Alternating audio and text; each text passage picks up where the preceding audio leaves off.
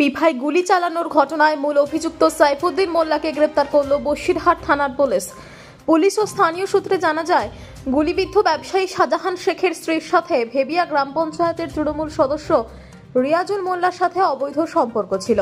বেশ কিছুদিন আগে শাহজাহান শেখ এই রিয়াজুল মোল্লাকে বাড়িতে আসতে বারণ করেছিল। সেই কারণেই রিয়াজুল মোল্লা তার ভাই সাইফুদ্দিন মোল্লাকে দিয়ে গুলি করে খুন করার চেষ্টা করেছিল। গতকাল রাতে পুলিশ সাইফুদ্দিন মোল্লাকে ভেবিয়ার করণদিয়া গ্রাম থেকে গ্রেপ্তার করেছে। আজ পিসি চেয়ে বসিরহাট মহকুমা আদালতে তোলা হবে।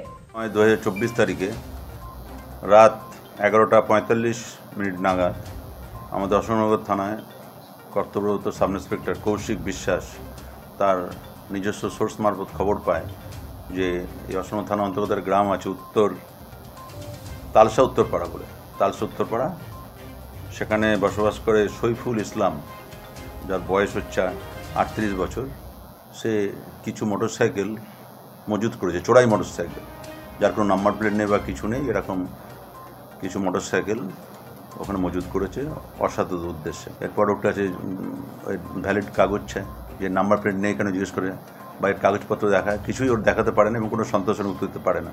তখন মনে হয় অফিসারের যেটা কোনো অসাধু উদ্দেশ্যে এসছে এবং চোরাই গাড়ি।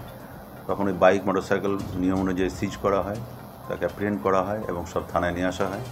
আজকে আসামিকে কোর্টে পাঠানো হবে এবং এরপর পিসিপিআর দিয়ে পাঠানো হবে। বেশ কিছুদিন ধরে, দিন 7-10 ধরেই এগুলো জড়ো করেছে। ঢুকিয়ে দাও, লাগবে না তো,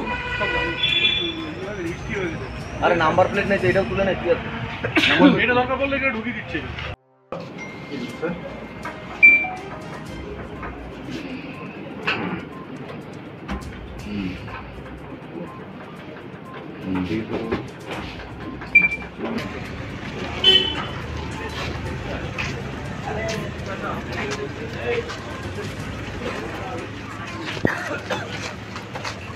আরে শান্তনু,